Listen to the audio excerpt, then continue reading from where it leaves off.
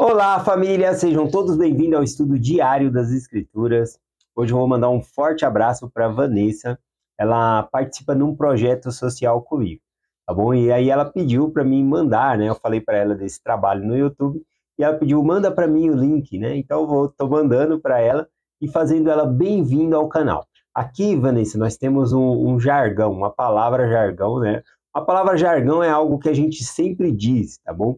E a palavra que a gente sempre diz aqui no final da mensagem é até amanhã, porque é um compromisso de que amanhã vamos estar estudando novamente as escrituras juntos. Então, todo dia tem uma mensagem aqui no canal, tá bom? E você está convidado a participar com a gente diariamente aqui. Bom, vamos lá então. Hoje a gente vai estudar aqui Doutrina e Convênio, seção 40, tá bom?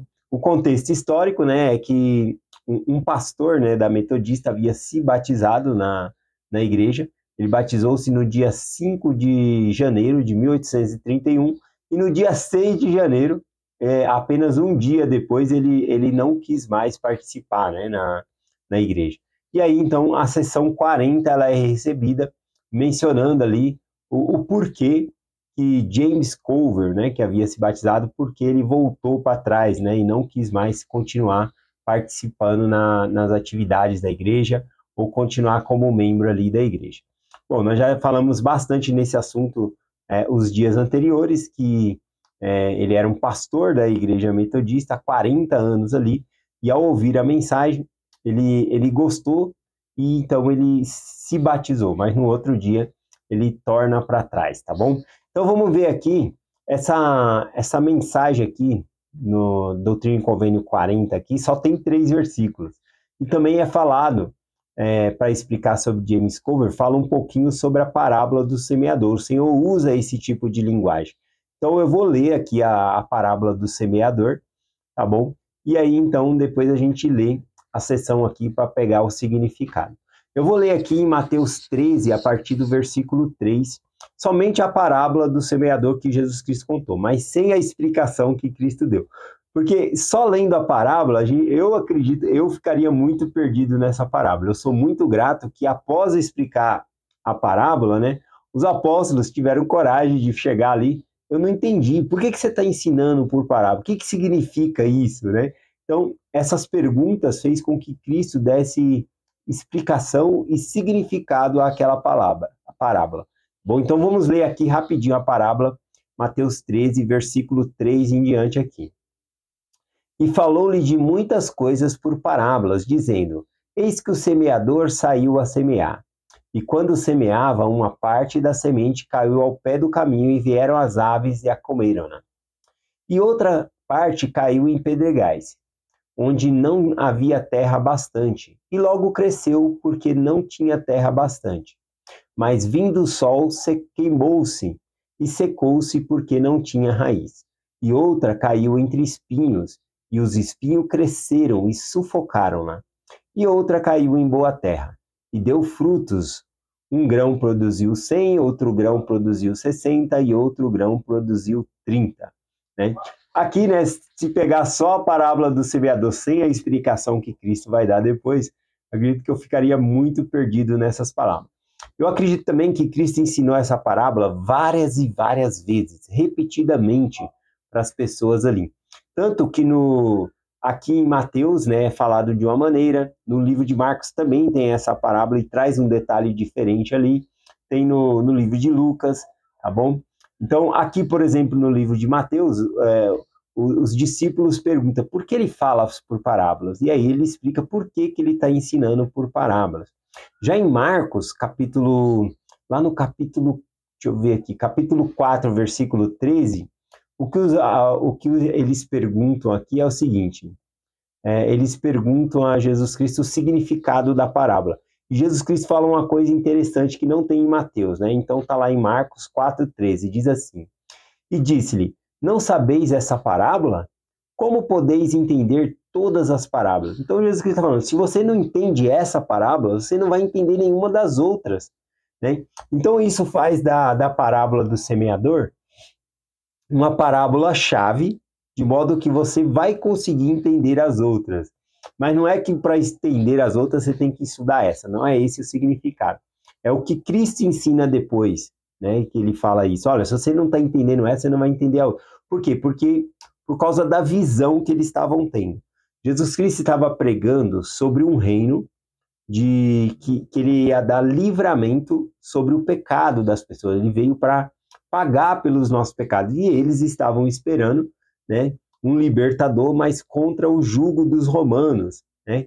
Eles queriam... então, a visão que a pessoa tem quando vai ler as Escrituras faz com que ela possa não entender as Escrituras, tá bom?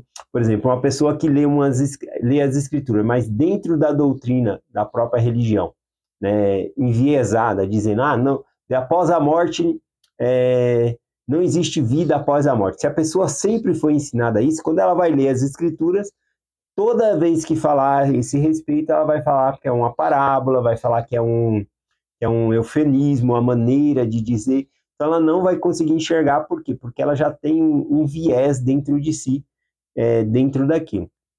Então é importante a pessoa ter a visão certa. Então, como os apóstolos estavam na visão de que Cristo ele era o Messias, o libertador, mas que era um libertador político, né? Vamos colocar dessa maneira. Então eles não entendiam a parábola, tá bom? Então, por exemplo, lá em Mateus 13, versículo 15, diz o motivo por que a pessoa não entende a parábola, né?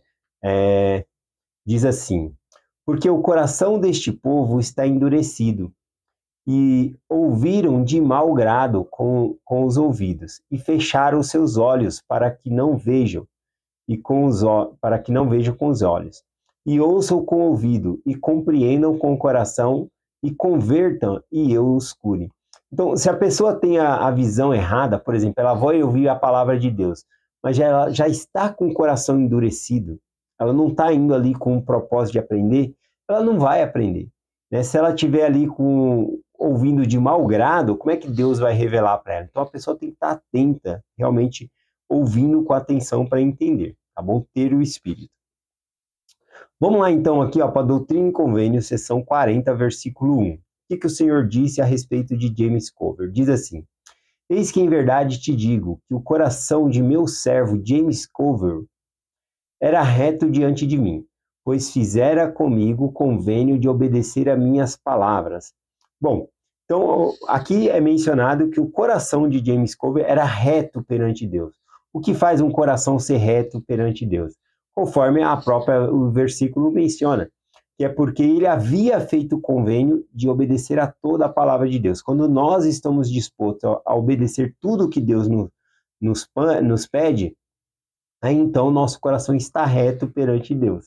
E a gente quer obedecer e fazer a vontade dele. E essa foi a vontade, né, de James Cover. Quando ele se batizou, ele realmente pensou: eu vou obedecer a palavra do Senhor, tá bom? Mas depois ele recebe, né, esses mandamentos e torna para trás, tá bom? Então vamos lá. Aqui, o versículo 2 diz assim: e ele recebeu a palavra com alegria, mas imediatamente Satanás o tentou.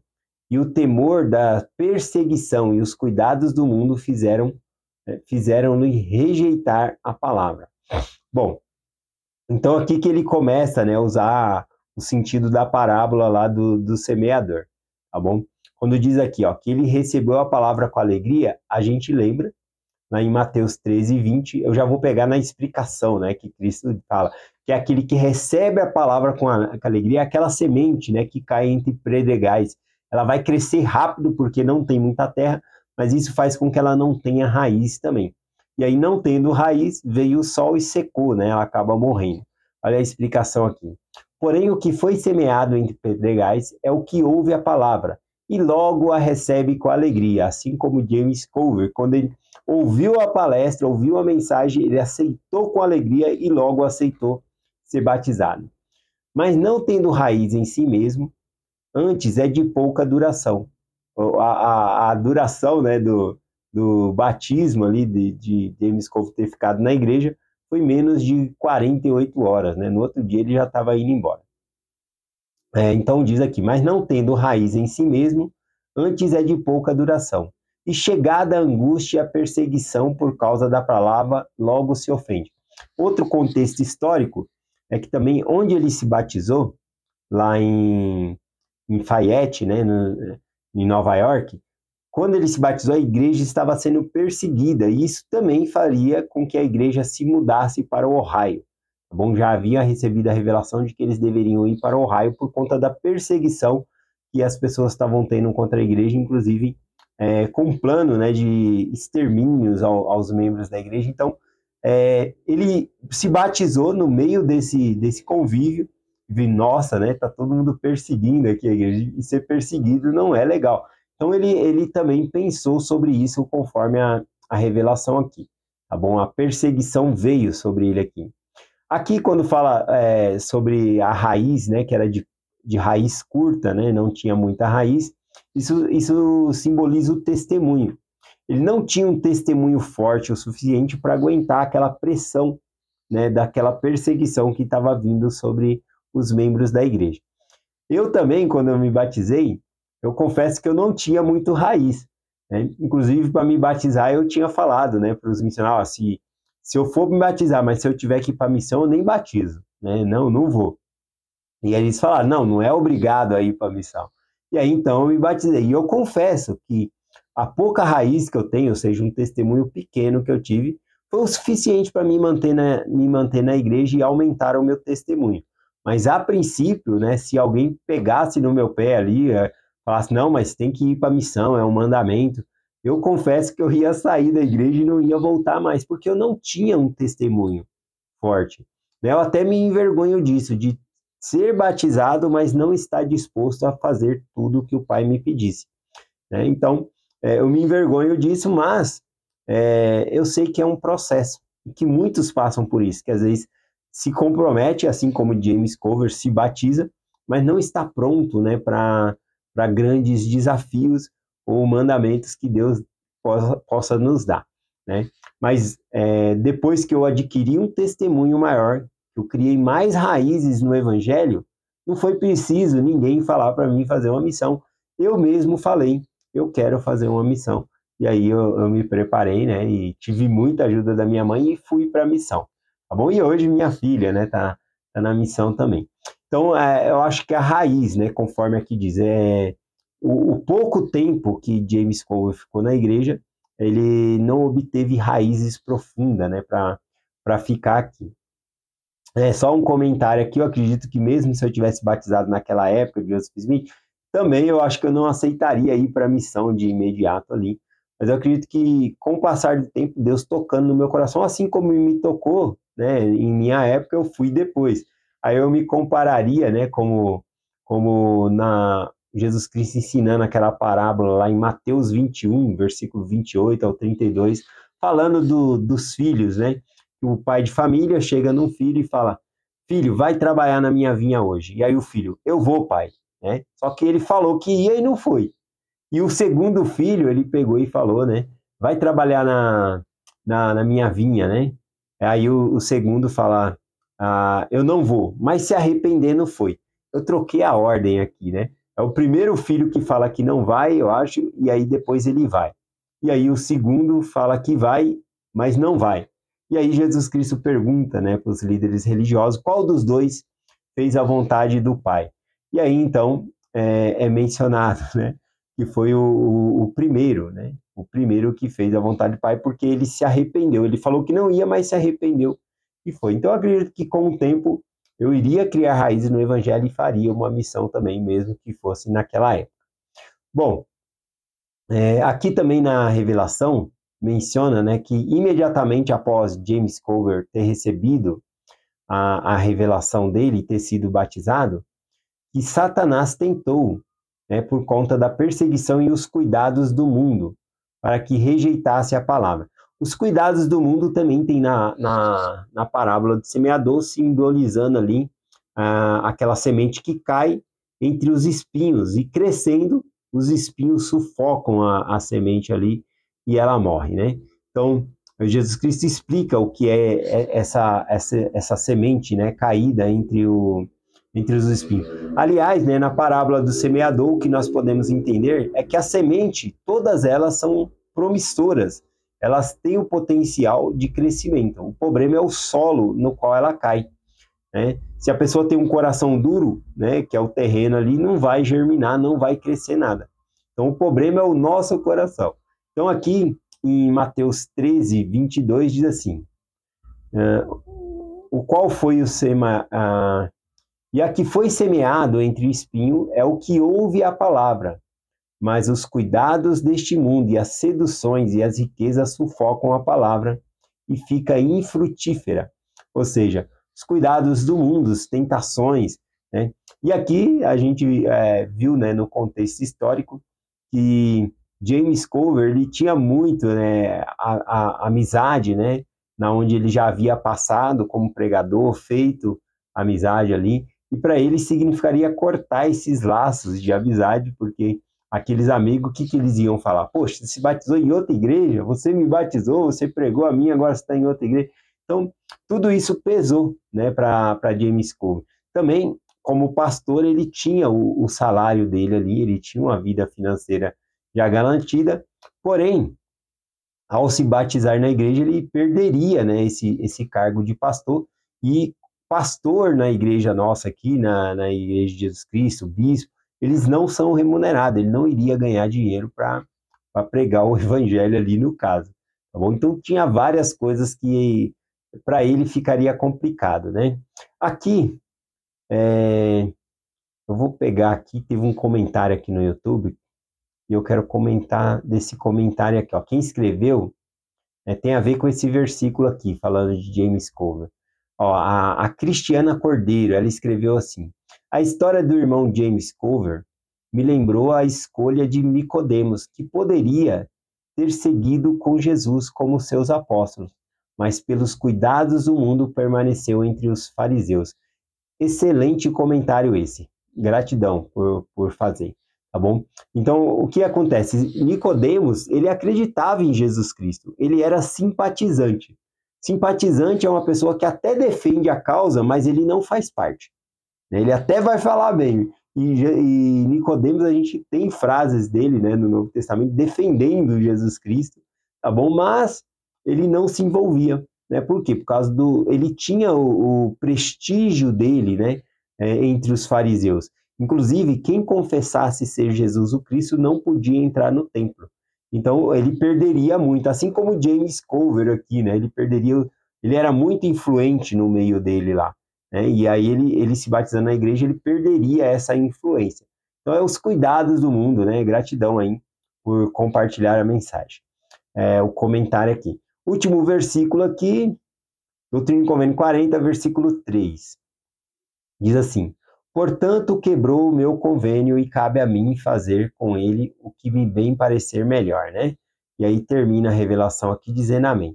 Então, aqui, quando o Senhor fala que cabe ao Senhor fazer com James Cover o que parecer melhor, porque ele quebrou o convênio, ele se desviou, é importante dizer que ele se desviou da igreja, mas ele não se desviou da fé. Ele continuou firme na igreja metodista até o final dos seus dias. Ele continuou firme na fé em Deus. E isso é importante, tá bom? E jamais ele se tornou um opositor da igreja, falou contra a igreja, nada disso. Ele seguiu com a vida de pastor dele, né? Pregando ali o evangelho. E aqui quando diz, então, que cabe ao Senhor fazer com James Cover o que bem lhe parecer melhor, a gente estudando a vida de James Cover, sabemos que ele foi abençoado. Então, Deus o abençoou aonde ele escolheu ficar, tá bom? Deus deu várias bênçãos para ele aqui. E é essa mensagem, né, que nós compartilhamos aqui, tá bom?